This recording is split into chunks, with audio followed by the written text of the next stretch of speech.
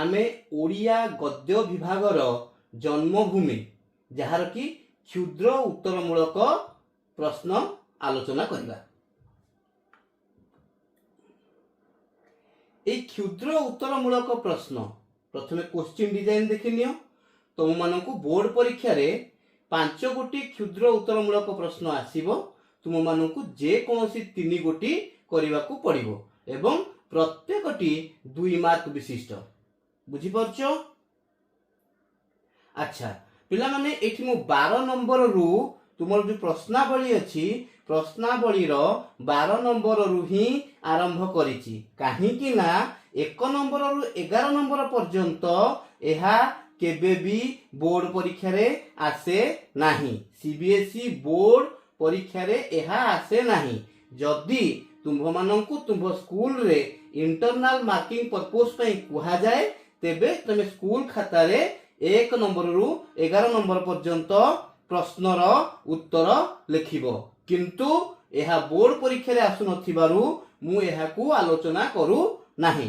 तुम्हे माने खाता एवं कलम धरी जेतेबेले मु उच्चारण जेपरि करूची जेपरि पढौची तुमे माने ताकू पॉज मारी लेखिबो। लेखिले ही मने रहिबो। अत्यधिक लेखिबार नाही। और हमर आभिमुख्य हेउची कोन ना आमे संक्षेप रे लेखिबा सरल रे लेखिबा एवं निर्भुल भाव रे लेखिबा। तेबे आसो आलोचना करिबा। 12 नंबर क्वेश्चन टी अछि लेखक जन्मभूमि पल्ली को निजर मां बोली भाबिचंती काहेकि। उत्तर जन्मभूमि पल्ली मां भली उत्तर जन्मभूमि पल्ली मां भली तार फल पुष्प शाक तंडुल रे लेखकंकर शिशु जीवन को परिपुष्ट करिथिबारु से ताकू मां बोली भाबिचंती। बुझी परुच पिला माने एठी तंडुल जुटा अछि ताहा एक प्रिंटिंग मिस्टेक हेछि। बुझी परुच ए प्रिंटिंग मिस्टेक तंडुल को तुमे माने तुम बहिरु देखि नबो। बुझी परलो? जन्मभूमि को धात्री और शिक्षयित्री कहिबार कारण कोन? धात्री सेवा एवं जत्न द्वारा एक शिशु को छोटरू बड़ करिथांती। शिक्षयित्री एक शिशु को नुआ नुआ कथा शिक्षा देइथांती। लेखक तांको जन्मभूमि ठारू सेवा जत्न सहित शिक्षा पाइथिबारु से जन्मभूमि को धात्री एवं शिक्षयित्री कही संबोधन करिसंती। ए समस्त मोर जन्मभूमि एही वाक्यांश रे ए समस्त काहाकू बुझाउछि? ए समस्त वाक्यर अंशटी एठारे एशिया महादेश भारत वर्ष ओडिशा प्रदेश एवं लेखकंकर जन्मभूमि को बुझाउ अछि। 15 नंबर प्रश्नटी अछि कोन ना बयस बढ़िबा सह लेखकंकर जन्मभूमि सहित संबंध किपरि हेउछि बोली से कहिचंती। बयस बढ़िबा सहित लेखकंकर जन्मभूमि सहित संपर्क दिनकू दिन क्षीण होई शेषरे लीन हेबाकू बसिछि। समय स्रोतरे लेखक किपरि भासी चलिछंती? समय स्रोतरे लेखक शुष्क तृण परि भासी चलिछंती। आसो 17 नंबर प्रश्न को जिबा। जन्मभूमि रो केउ रूप लेखकंकर आखि आगरे भासी जाए? जन्मभूमि रो राशि राशि शाल तरु मध्यरे नदी परिवेष्टित भंज कलार रूप लेखकंकर आखि आगरे भासी जाए। धर्मांतर परे लोकर की परिवर्तन होई थाए? धर्मांतर परे लोक निजर मानविकता को हराइबा सहित निज नाम पदवी भाषा आचार एटी आहार हो जाइछि। पिला माने एटा प्रिंटिंग मिस्टेक अछि। आचार व्यवहार वेशभूषा आदि को बदलाई दिए। पल्ली रे एक परिवारत्व गढ़ी उठिबार की प्रमाण मिले? पल्ली रे भौणी कक्का खुड़ी इत्यादि रे समस्ते परस्पर सहित परिचित होइथांती। एहा हेउची एक परिवारत्व गढ़ी उठिबार प्रमाण। सारमाउसी लेखकंकु आगे कौन कही पचारुथिला? सारमाउसी आगरू केबे आसिलु बापा कही पचारुथिला। सारमाउसी रो प्रश्न पचारिबारे की परिवर्तन आसीची? ସାର ମାଉସୀ ଆଗରୁ କେବେ ଆସିଲୁ ବାପା କହି ପଚାରୁଥିଲା, ଏବେ କେବେ ଆସିଲ ବାବୁ କହି ସମ୍ବୋଧନ କରୁଅଛି। ସାର ମାଉସୀର ପ୍ରଶ୍ନ ପଚାରିବାରେ ଏହି ପରିବର୍ତ୍ତନ ଘଟିଅଛି। ଗୋବିନ୍ଦ ଭାଇ କି ପ୍ରକାର ଲୋକ? ଗୋବିନ୍ଦ ଭାଇ ଆଜୀବନ ଅକର୍ମା ଏବଂ ଅବିବାହିତ ଲୋକ। 23 ନମ୍ବର ପ୍ରଶ୍ନ, ଗୋବିନ୍ଦ ଭାଇ ଲେଖକଙ୍କୁ କୁଟୀରରେ ବସାଇ କି ପ୍ରକାର ବ୍ୟବହାର ଦେଖାଉଥିଲେ? ଗୋବିନ୍ଦ ଭାଇ ଲେଖକଙ୍କୁ କୁଟୀରରେ ବସାଇ ମନୋବୋଧ ଚଉତିଶାର ବ୍ୟାଖ୍ୟା ଶୁଣାଉଥିଲେ। ଗ୍ରାମଟି ଯାକ ନବାଗତ ଅତିଥିରେ ପରିପୂର୍ଣ୍ଣ ହୋଇଗଲାଣି। ଏଠାରେ କେଉଁ ନବାଗତ ଅତିଥିଙ୍କ କଥା ଲେଖକ କହିଛନ୍ତି? ଏଠାରେ ଅପରିଚିତ ଛୋଟ ଛୋଟ ପିଲାମାନଙ୍କୁ ଲେଖକ ନବାଗତ ଅତିଥିର ଆଖ୍ୟା ଦେଇଛନ୍ତି। ଗ୍ରାମର ଶିଶୁ ସମାବେଶ ଉପରେ ଲେଖକ କି ଅଭିମତ ଦେଇଛନ୍ତି? ଗ୍ରାମର ଶିଶୁ ସମାବେଶ ହେଉଛି ଶୀର୍ଣ୍ଣ, ମଳିନ, ଉଲଗ୍ନ, କୃଶୋଦର, ଲମ୍ବୋଦର, ଅବାଞ୍ଛିତ ଏବଂ ଅବହେଳିତ ଶିଶୁ ସମାଗମ। ଏହି ଶିଶୁମାନେ ଲେଖକଙ୍କୁ ଏବେ ଦେଖିଲେ କିପରି ବ୍ୟବହାର ଦେଖାଇଥାନ୍ତି? ଗ୍ରାମର ଶିଶୁମାନେ ଲେଖକଙ୍କୁ ଆଫ୍ରିକାରୁ ନୂଆ ଆସିଥିବା ଜେବ୍ରା ବା ଜିରାଫ ପରି ବ୍ୟବହାର ଦେଖାଇଥାନ୍ତି। ଗ୍ରାମର ସାଧାରଣ ଯୁବକମାନେ କିପରି ସମୟ ବିତାନ୍ତି? ଗ୍ରାମର ସାଧାରଣ ଯୁବକମାନେ ଘୃଣ୍ୟ ରାଜନୀତିର ଆଶ୍ରୟ ନେଇ ସମୟ ବିତାନ୍ତି। ଗ୍ରାମ୍ୟ ଯୁବକମାନଙ୍କ ସହିତ ପଲ୍ଲୀ ପ୍ରକୃତିର ଶୋଭା ଉପଭୋଗ କରିବା ଲେଖକଙ୍କ ପକ୍ଷରେ କାହିଁକି ସମ୍ଭବପର ନୁହେଁ? ଗ୍ରାମର ସାଧାରଣ ଯୁବକମାନେ ଘୃଣ୍ୟ ରାଜନୀତିର ଆଶ୍ରୟ ନେଇ ସମୟ ବିତାନ୍ତି, ଯାହାଦ୍ୱାରା ସେମାନଙ୍କର ମାନସିକତା ଲେଖକଙ୍କର ମାନସିକତା ସହିତ ମିଶି ନ ପାରିବାରୁ ସେମାନଙ୍କ ସହିତ ପଲ୍ଲୀ ପ୍ରକୃତିର ଶୋଭା ଉପଭୋଗ ସମ୍ଭବ ହୁଏ ନାହିଁ।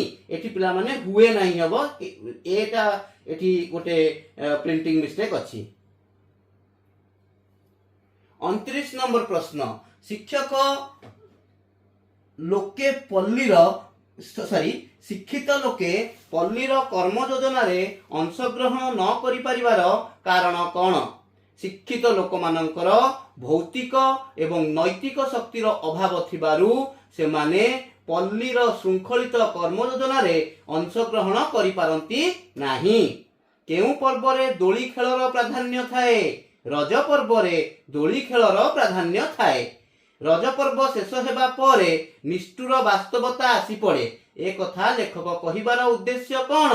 ରଜ ପର୍ବ ପରେ କୃଷି କାର୍ଯ୍ୟର ଆରମ୍ଭକୁ ଲେଖକ ନିଷ୍ଠୁର ବାସ୍ତବତା ଆସିବା ସହିତ ତୁଳନା କରିଛନ୍ତି। ପିଲାମାନେ ଏଠି ମଧ୍ୟ ଗୋଟେ ପ୍ରିଣ୍ଟିଂ ମିଷ୍ଟେକ୍ ଅଛି, ନିଷ୍ଠୁର ଭୁଲ ଅଛି, ଏଠି ଶବ୍ଦଟି ଭୁଲ ଲେଖା ହେଇଛି, ପ୍ରିଣ୍ଟିଂ ମିଷ୍ଟେକ୍। ବୁଝିପାରୁଛ? ଶିକ୍ଷିତ ମାନେ କାୟ କ୍ଲେଶ ଓ ଆଭିଜାତ୍ୟ ମଧ୍ୟରୁ କେଉଁଟିକୁ ଅଧିକ ପସନ୍ଦ କରନ୍ତି ଓ କାହିଁକି? ଶିକ୍ଷିତ ମାନେ କାୟ କ୍ଲେଶ ଓ ଆଭିଜାତ୍ୟ ମଧ୍ୟରୁ ଆଭିଜାତ୍ୟକୁ ଅଧିକ ପସନ୍ଦ କରନ୍ତି, କାରଣ କାୟ କ୍ଲେଶ ପାଇଁ ଶାରୀରିକ ଶ୍ରମର ଆବଶ୍ୟକତା ଅଛି, ଯାହାକି ଶିକ୍ଷିତ ମାନେ କରିବା ପାଇଁ ପ୍ରସ୍ତୁତ ନୁହନ୍ତି। କିଭଳି ଲୋକ ଜୀବନ ଯୁଦ୍ଧରେ ଦିଗ୍ବିଜୟୀ ବୀର ବୋଲି ପରିଚିତ ହୁଏ? ଅତ୍ୟଧିକ ଧନ ଅର୍ଜନ କରିପାରୁଥିବା ଲୋକ ଜୀବନ ଯୁଦ୍ଧରେ ବିଜୟୀ ବୋଲି ପରିଚିତ ହୁଏ। 34 ନମ୍ବର ପ୍ରଶ୍ନ, ଗ୍ରାମର ବିଦ୍ୟାର୍ଥୀମାନଙ୍କ ସମ୍ପର୍କରେ କି ପ୍ରକାର ଧାରଣା ପ୍ରଥମେ ସୃଷ୍ଟି ହୋଇଥାଏ? ଗ୍ରାମର ବିଦ୍ୟାର୍ଥୀମାନେ ଭଲ ପାଠ ପଢ଼ି ଭବିଷ୍ୟତରେ ପିତାମାତାଙ୍କର ଯତ୍ନ ନେବା ସହିତ ଗ୍ରାମର ଉନ୍ନତି ବିଧାନ କରିବାର ଧାରଣା ପ୍ରଥମେ ସୃଷ୍ଟି ହୋଇଥାଏ। 35 ନମ୍ବର ପ୍ରଶ୍ନ, ଶିକ୍ଷିତ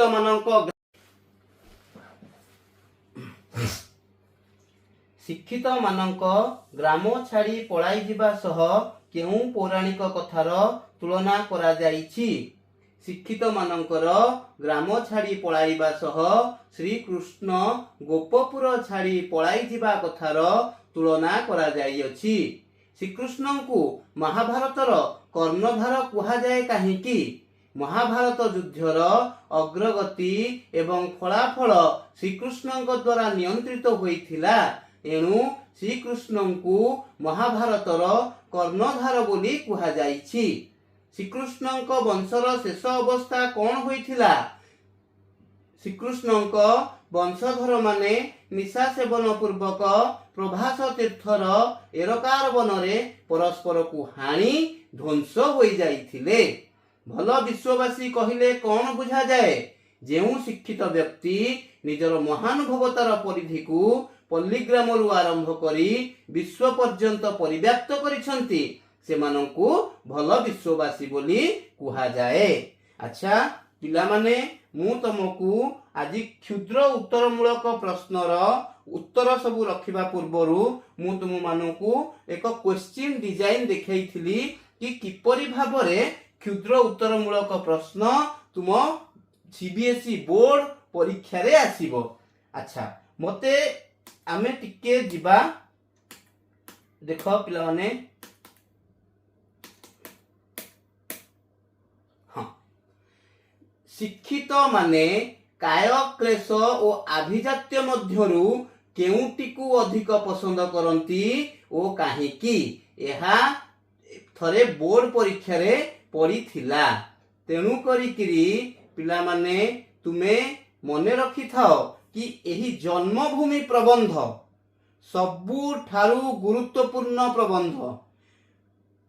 99% ଚାନ୍ସ ଅଛି ଏଥିରୁ ସରଳାର୍ଥ ଆସେ।